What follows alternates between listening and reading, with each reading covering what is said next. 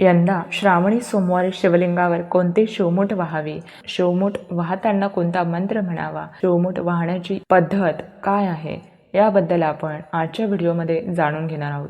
श्रावण येत्या 13 ऑगस्टपासून सुरू होणार आहे. अवघ्या काही दिवसांवर श्रावण महिना येऊन ठेपला असून या महिन्यात अनेक सण उत्सव देखील येतात.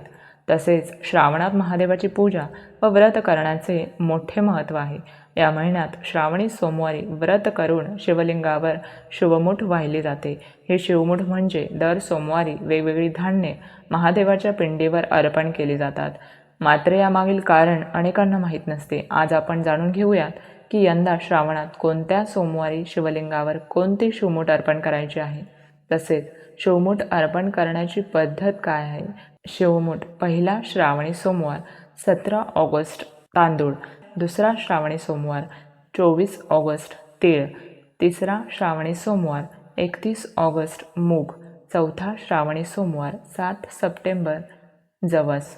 शिवमुठ वाहण्याचे महत्त्व. श्रावण महिना हा महादेवाला समर्पित असल्याने या काळात भक्त महादेवाची मनोभावी पूजा आणि व्रत करतात.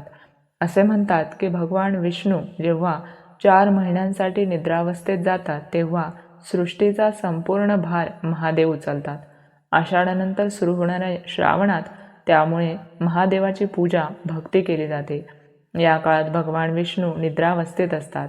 शिवमुठ म्हणजे शिवलिंगावर वेगवेगळ्या प्रकारचे धान्याचे अर्पण करणे. असे केल्याने घरात सुख, शांती, समृद्धी येते. तसेच आयुष्यातील अडचणी संपतात व घरात भरभराट होते अशी मान्यता आहे. तर शिवमुठ कशी व्हावी. शिवमुठ वाहण्याची विशिष्ट पद्धत आहे. तुम्ही सकाळी लवकर उठून स्नान झाल्यानंतर घरातील महादेवाची पूजा करावी. यासाठी प्रथम शिवलिंग असेल तर त्याचा अभिषेक करावा.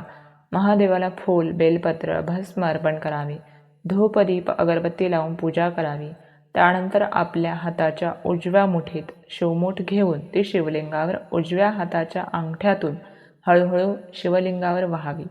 त्याचप्रमाणे मंदिरात जाऊन देखील महादेवाच्या पिंडीवर अशाच पद्धतीने श्रावणातील प्रत्येक सोमवारी शिवमुठ अर्पण करावी.